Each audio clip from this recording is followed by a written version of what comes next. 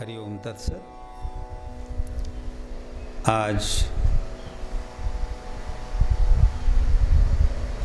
रायगढ़ से दो जिज्ञासाएं, एक गीता उपाध्याय का, दूसरा सुरेश शर्मा का, और एक जिज्ञासा बलांगीर से है हमारे संबित कुमार जी का। तो तीनों की जिज्ञासाओं का समाधान करेंगे। गीता उपाध्याय पूछती हैं, परम पूज्य गुरुदेव स्वामी जी, आपके पावन चरणों में सादर नमन के साथ में अपनी जिज्ञासा रखना चाहती हूँ। पराभक्ति और मुक्ति क्या है? दोनों में क्या अंतर है? दोनों में कौन श्रेष्ठ है? कैसे प्राप्त होता है? बहुत अच्छा प्रश्न है। पराभक्ति और मुक्ति।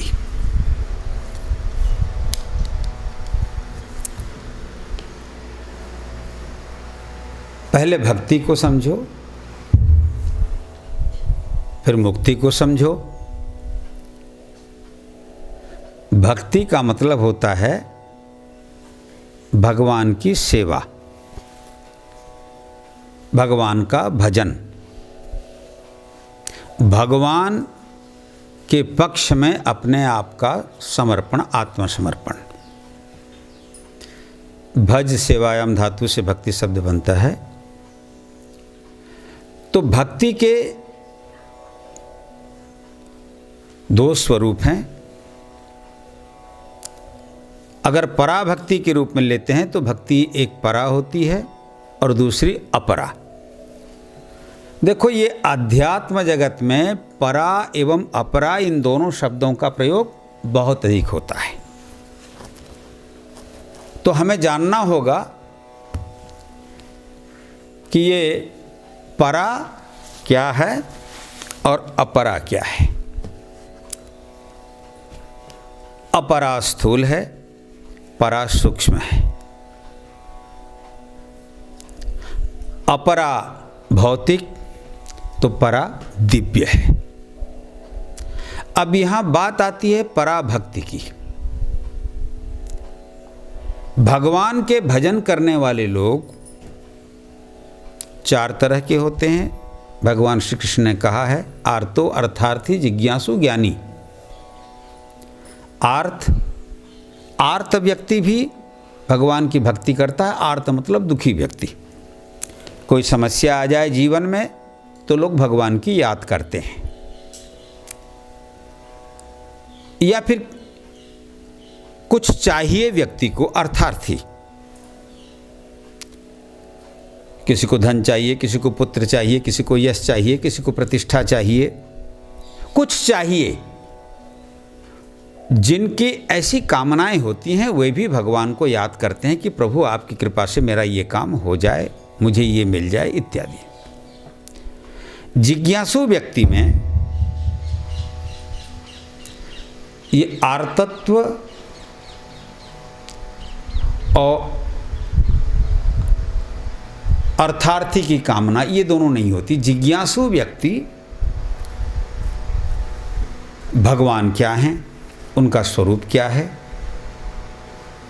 तत्वतः वे क्या हैं, ये तत्व जिज्ञासा उसके अंदर में रहती है। भगवान के सभी स्वरूपों के बारे में वो जानना चाहता है कि तात्विक रूप से भगवान का स्वरूप क्या है, निर्गुण निराकार के रूप में, निर्गुण साकार के रूप में वो कैसे हैं, और सगुण साकार के रूप में कैसे हैं। ये जिज्ञासा होती है उसमें। वो भी भगवान की भक्ति है। और चौथे नंबर में है ज्ञानी।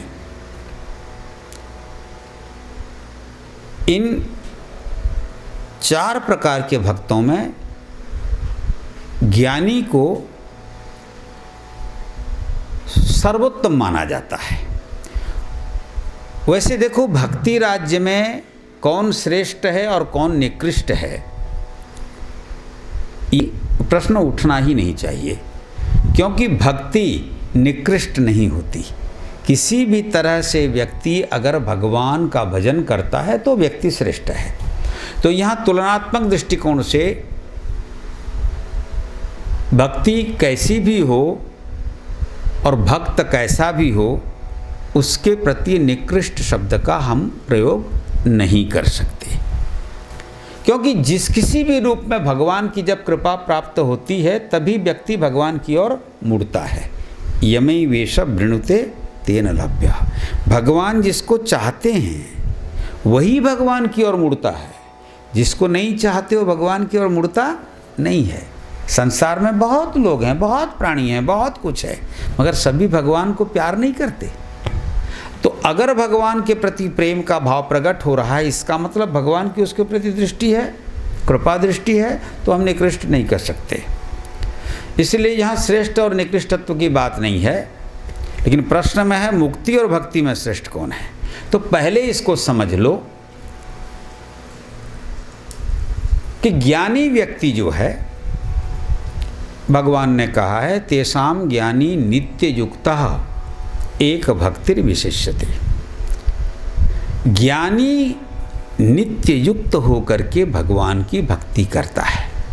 ज्ञानी भक्त में न आर्त न कोई दुख सुख की भावना होती है, न वह अर्थार्थी भगवान से कुछ चाहता है, और भगवान को वो जान चुका होता है, इसीलिए वो ज्ञानी कहलाता है। भगवान को जान करके उनकी भक्ति करना, ये ज्ञानी का है। ऐसे ज्ञानी किस तरह के होते हैं, बहुत ही सुंदर ढंग से इस पर भगवान श्री कृष्ण ने गीता के 18वें अध्याय में 51, 52, 53 और 54 4 श्लोकों में बहुत सुंदर वर्णन किया है। उसका तो हम विश्लेषण यहाँ अधिक समय नहीं कर पाएंगे, लेकिन इन 4 श्लोकों को सबको बढ़िया से देख लेना चाहिए, पढ़ लेना चाहिए और समझ लेना चाहिए। 54वें श्लोक में भगवान कहते हैं पराभक्ति को प्राप्त कौन कर सकता है। कहते हैं ब्रह्मभूतः प्रसन्नात्मा न शोचति न कांक्षति समः सर्वेषु भूतेषु मद्भक्तिं लभते पराम। ये बहुत ही संक्षेप में भगवान ने बहुत ही गूढ़ बात कह दी है। मद्भक्तिं लभते पराम, मेरी पराभक्ति को कौन प्राप्त कर सकता है। ब्रह्मभूतः, जो ब्रह्मनिष्ठ हो गया। इसके पहले श्लोकों में उन्होंने गुण लक्षण क्या क्या करने से और कैसे कैसे रहने से व्यक्ति ब्रह्मभूत होता है, ब्रह्मनिष्ठ होता है। तो जो व्यक्ति ब्रह्मनिष्ठ होता है, अपने आप को ब्रह्म में, ब्रह्म को अपने आप में, एवं वही ब्रह्म भाव सारी जगत में, ऐसी दृष्टि जिसकी होती है, ऐसा व्यक्ति कैसे होता है। न शोचति, वह शोक नहीं करता, न कांक्षति, और वह कुछ कामना भी नहीं करता। जिसके मन में शोक है, शोक क्यों होता है भाई। सांसारिक वस्तुओं या व्यक्तियों के अभाव, जिस व्यक्ति के प्रति आपकी आसक्ति है, अगर वह चला गया, शोक होता है कि नहीं। अपने प्रिय व्यक्ति के वियोग से व्यक्ति को शोक होता है। इसी प्रकार धन, पद, प्रतिष्ठा, अधिकार कहीं भी अगर आसक्ति है, तो वह अगर अपने हाथ से चला जाए, धन बहुत था, धन चला गया, यश प्रतिष्ठा थी, खत्म हो गई, अधिकार था, चला गया, या रूप यौवन, संसार की जितनी भी चीज़ें हैं जो तुम्हारे पास हैं और वो चली गई हैं, अब तुम्हारे पास से दूर हो गई हैं, तब व्यक्ति शोक करता है। शोक करना मतलब रोना, चिल्लाना, दुखी होना, है ना। जो ब्रह्मभूत अर्थात ब्रह्मनिष्ठ व्यक्ति होते हैं वे शोक नहीं करते और वे कुछ कामना अर्थात कुछ चाहते भी नहीं है। ऐसे ही व्यक्ति पराभक्ति के अधिकारी हैं और वह पराभक्ति समः सर्वेषु भूतेषु, जो समस्त प्राणियों में समभाव रखते हैं। समभाव का मतलब ये मत समझना कि आदमी को घोड़ा समझें, घोड़ा को गधा समझें, ये समभाव नहीं है कि आदमी घोड़ा सब समान, नहीं। समभाव से मेरा मतलब है यहाँ पर आत्मभाव,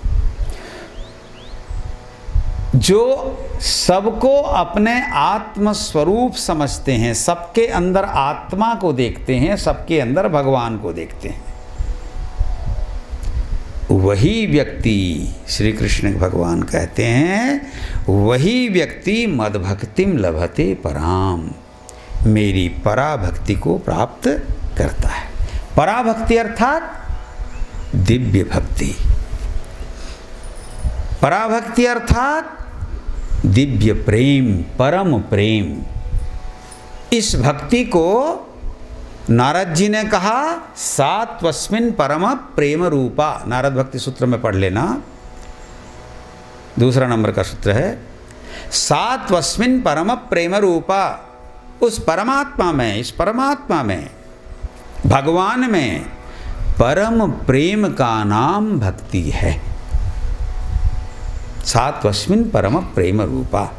इसी को महर्षि शांडिल्य ने कहा सा परानुरक्ति ईश्वरे, ईश्वरे परानुरक्ति।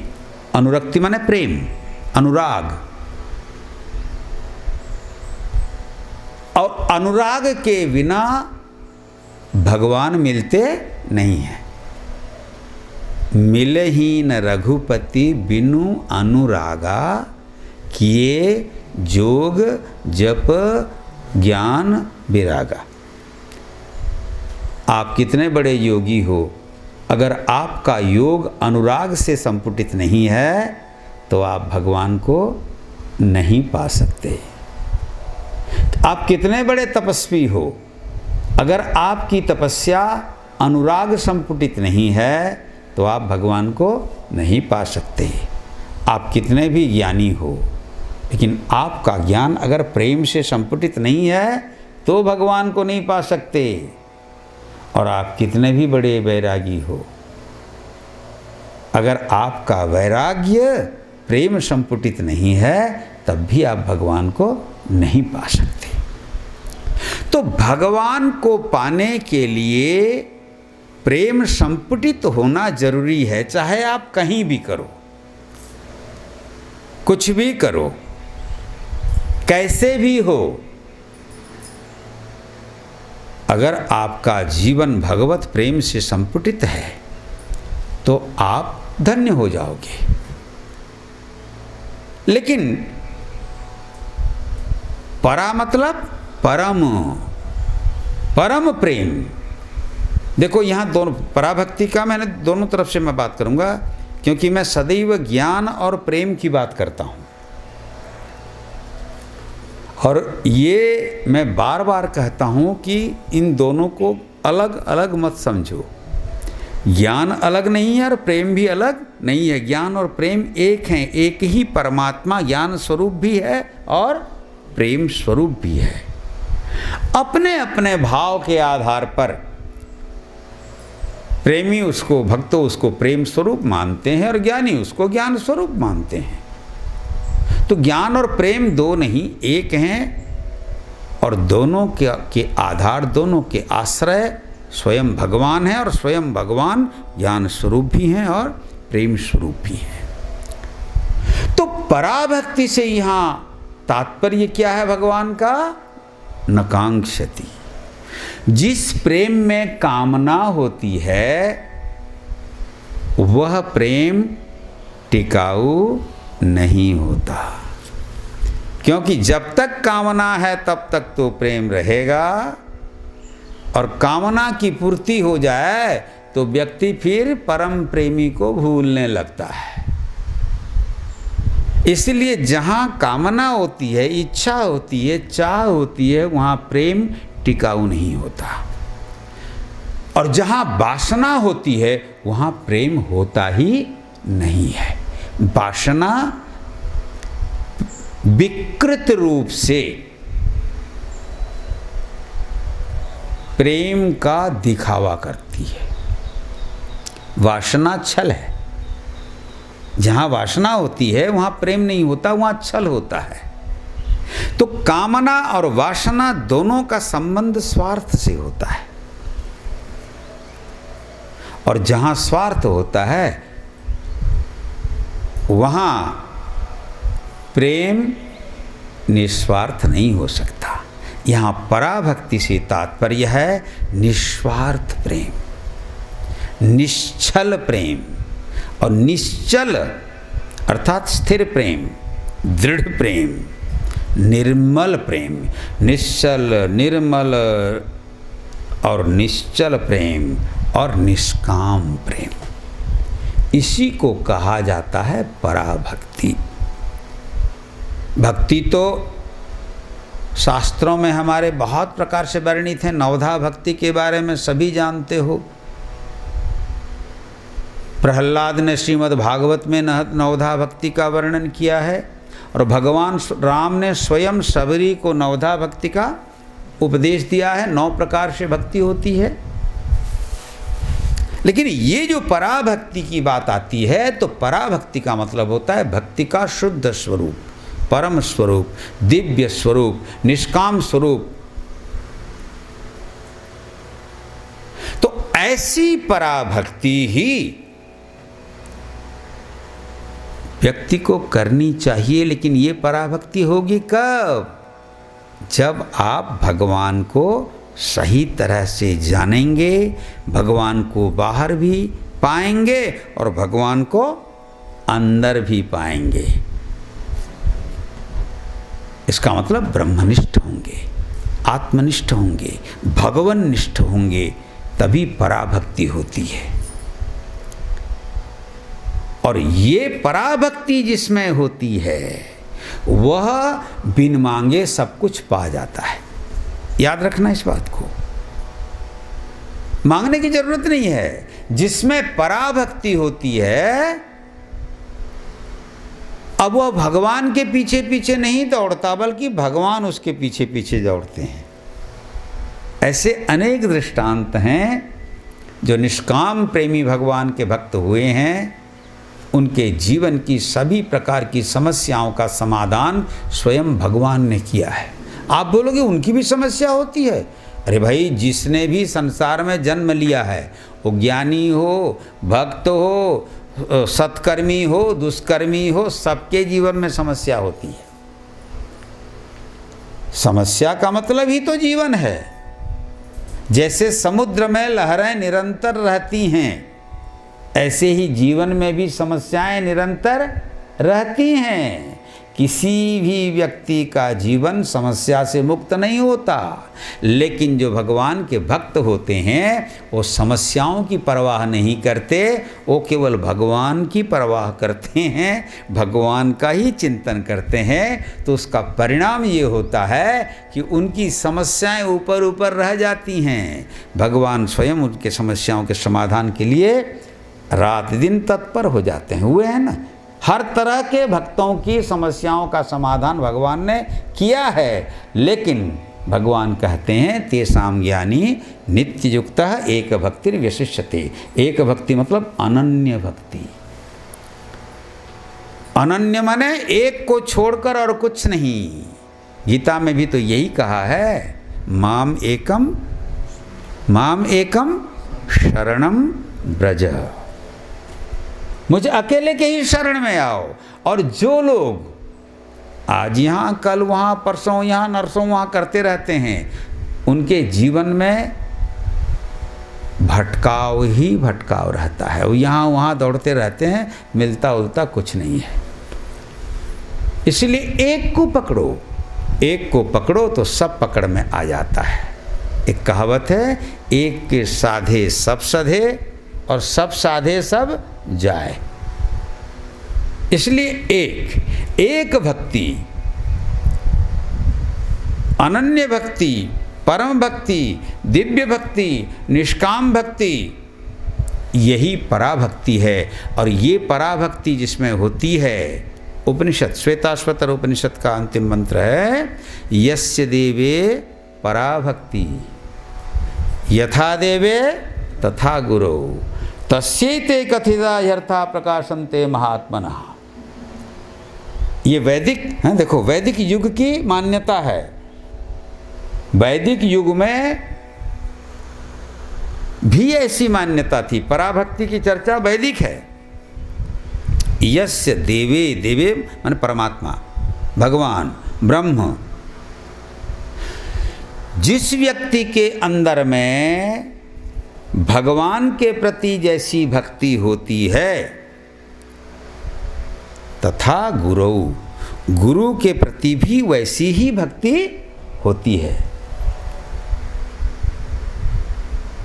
जैसे भगवान के प्रति वह एक निष्ठ होता है, ऐसे ही गुरु के प्रति भी अगर एक निष्ठ होता है तो वही उसी व्यक्ति के अंदर में यह परम ज्ञान भी प्रकट होता है। सबके अंदर प्रकट नहीं होता।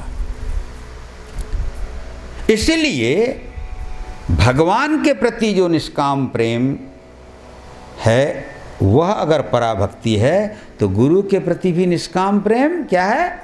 पराभक्ति है, दिव्य प्रेम। मैं जो बोला अभी तक। अब प्रश्न ये है कि ये पराभक्ति से मिलता क्या है? देखो भाई, मुक्ति को लेकर दो तरह के विचारधाराएं हमारे यहाँ चलती हैं। हमारे यहाँ मुक्ति के साधारणतः 4 स्तर बताए गए, 4 स्वरूप बताए गए हैं। तो भगवान की जब जो भक्ति करता है, भक्ति करते करते जब वह पूर्णतः भक्त बन जाता है तो उसकी गति क्या होती है? उसको मुक्ति मिलती है। कैसी मुक्ति? या तो वह इस संसार को छोड़कर भगवान के लोक में चला जाता है, सालोक्य। भगवान के लोक में वैकुंठ प्राप्ति होती है, वैकुंठ में रहता है। सारूप्य माने भगवान जैसा, वैकुंठ में वर्णन है ना कि सभी वैकुंठ में जितने रहते हैं सभी शंख चक्र गदा पद्मधारी माने भगवान के रूप में दिखाई पड़ते हैं, उनका स्वरूप। सालोक्य, सारूप्य, सामीप्य। सामीप्य का मतलब होता है भगवान के आसपास में रहता है, भगवान की सेवा में नियुक्त रहता है। और अंतिम है सायुज्य। सायुज्य माने भगवान में मिल जाता है, भगवत स्वरूप हो जाता है, उसकी सत्ता खत्म हो जाती है, वो भी भगवान बन जाता है। जानत तुम्हें होई जाई, जैसे बूंद गया और सागर में मिल गया, ऐसे जीवात्मा की उसकी अपनी सत्ता समाप्त हो जाती है, वह भगवत सत्ता में विलीन हो जाती है, वो सायुज्य मुक्ति है। मुक्ति का साधारण अर्थ होता है स्वतंत्र होना। मुक्ति के विपरीत में क्या है? बंधन। बंधन का खुल जाना ही मुक्ति है। और बंधन क्या है भाई? संसार में आशा, कामना, वासना, आसक्ति, यही सब बंधन के कारण हैं, यही जीव को बांधते हैं। तो ये संसार के बंधन से मुक्त हो जाना मुक्ति कहलाती है, स्वतंत्र हो जाना। माने संसार और कुछ बिगाड़ न सके, संसार बांध न सके, ये मुक्ति है। इस मुक्ति को अनेक रूपों में बोला गया है, लेकिन साधारणतः यही जान लो कि संसार आसक्ति से, संसार के बंधन से, जन्म मृत्यु के चक्र से छुटकारा पा लेना मुक्ति है। तो ये मुक्ति दोनों तरह से मिलती है, भक्ति से भी मुक्ति मिलती है और ज्ञान से भी मुक्ति मिलती है। इसमें थोड़ा सा अलग अलग मत है। भगवान के जो भक्ति मार्गी प्रेम मार्गी संत होते हैं, वो कहते हैं प्रभु हमको मुक्ति नहीं चाहिए। वे मुक्ति नहीं मांगते, तो फिर क्या बंधन मांगते हैं? बंधन भी नहीं मांगते, संसार का बंधन नहीं मांगते, मुक्ति नहीं मांगते हैं। इसका मतलब संसार का बंधन नहीं मांगते, मांगते हैं कि हम तुम्हारे प्रेम के बंधन में बंधे रहें। प्रेम भी एक बंधन है, लेकिन प्रेम के बंधन में बंधन जैसी कोई व्यवस्था नहीं रहती। व्यक्ति प्रेम के बंधन में बंधकर भी मुक्त रहता है। इस बंधन में थोड़ी विशेषता यही है। संसार के बंधन में व्यक्ति बंध करके दुखी होता रहता है, शोक करता रहता है, लेकिन प्रेम के बंधन में व्यक्ति बंधकर आनंदित रहता है, मस्त रहता है। तो भगवान के, हमारे सनातन धर्म के प्रेम मार्ग में प्रेमियों ने भगवान से मुक्ति नहीं मांगी, और मांगा तो क्या मांगा? प्रभु हमको बार बार जन्म दो, हम बार बार मरते रहें, हमें जन्म मृत्यु का कोई भय नहीं है। लेकिन जहाँ भी जन्म दो, जिस योनि में भी जन्म दो, हमें जिस घर में, जिस कुल में, जिस परिवार में भी जन्म दो, हमें बस एक वरदान दो कि हम अपने इंद्रियों से, शरीर से, मन से, बुद्धि से हम आपकी सेवा में लगे रहें। अर्थात हमारे हाथ पैर आपका काम करें, हमारा मन आपका चिंतन करे, हमारी वाणी आपका भजन करे, आपकी कथा, हमारा श्रवण आपकी कथा सुने। और इस प्रकार हम रात दिन आपकी सेवा में ही लगे रहें। हमें मुक्ति नहीं चाहिए, हमें आपकी सेवा चाहिए। ये एक दृष्टि है। और ज्ञानी जब अपने आप को आत्मस्वरूप जान जाता है, ये समझ जाता है कि आत्मा और परमात्मा कोई दो तत्व नहीं हैं, और वह आत्मा मेरे अंदर भी है, बाहर भी है, और वह हृदयबोध कर लेता है कि वह आत्मा मैं स्वयं हूँ। माने मैं के रूप में जो हमारे अंदर अपने आप को अभिव्यक्त कर रहा है, वह भगवान ही है। मैं कुछ नहीं हूँ और मैं सब कुछ हूँ। मैं सब कुछ है, यहाँ भगवान, भगवान मेरे अंदर में है, इसीलिए मैं निकल रहा है यहाँ से। अगर वो नहीं होते तो मैं भी नहीं निकल सकता। तो व्यवहार जगत में ये मैं, व्यावहारिक कार्यों के लिए मैं शब्द का प्रयोग करता हूँ, परंतु यथार्थ में अहम सर्वस्य प्रभवो मत्तः सर्वम प्रवर्तते। अहम, भगवान श्री कृष्ण कहते हैं, मैं ही सबका जन्मदाता हूँ, मुझसे ही सब प्रकट होते हैं, माने भगवान। तो जब ज्ञानी व्यक्ति भगवत तत्व को इस रूप में समझ जाते हैं, तब वे ये संसार और माया के बंधन से, संसार की आसक्ति और माया के बंधन से मुक्त हो जाते हैं, और वे मुक्त होकर ब्रह्म में लीन हो जाते हैं। वही सायुज्य मुक्ति है, वही ब्रह्मलीन होना है।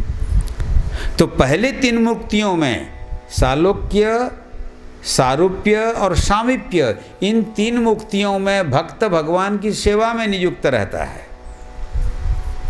लेकिन सायुज्य मुक्ति में वह भगवान में लीन हो जाता है, भगवत स्वरूप हो जाता है। अब रही बात कि इन दोनों में श्रेष्ठ कौन है? अरे दो होते तब न श्रेष्ठ और निकृष्ट की बात होती। मैंने पहले ही बता दिया, जो प्रेम है वही ज्ञान है। पराभक्ति में और मुक्ति में इस दृष्टिकोण से विचार करो तो दोनों ही श्रेष्ठ हैं, यहाँ निकृष्ट कुछ नहीं है। उसके बाद दोनों में अंतर क्या है तो समझ लिए, ये बता दिया मैंने कि तो कम शब्दों में बोलना है। और दोनों कैसे प्राप्त होते हैं, तो प्राप्ति के लिए भी मैंने संकेत दे दिया, पढ़ लेना गीता का 18वें अध्याय का 1 से 53वां श्लोक। और सबसे बड़ी बात होती है, दोनों प्राप्त नहीं होते अपने पुरुषार्थ से।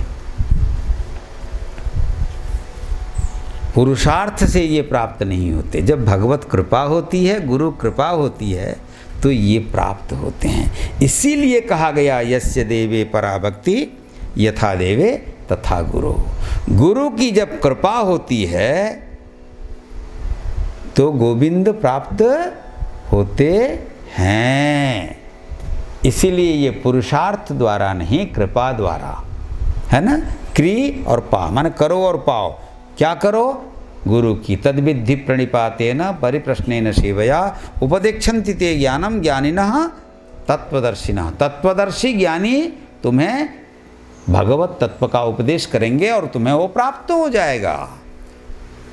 इसलिए पराभक्ति और मुक्ति दोनों एक हैं। शास्त्रों में और विश्लेषण करने में अलग अलग लग सकते हैं, और ये दोनों एक हैं और श्रेष्ठ हैं। और ये प्राप्त होते हैं गुरु की कृपा से। और गुरु कृपा से, भगवत कृपा से जब ये जीवन में उतर जाएं, पराभक्ति प्रकट हो जाए, तत्व ज्ञान प्रकट हो जाए, तो व्यक्ति जीवन मुक्त हो जाता है। न शोचति न कांक्षति। तब उसके जीवन में न कोई शोक रहता है और न कोई कामना रहती है, और व्यक्ति धन्य हो जाता है।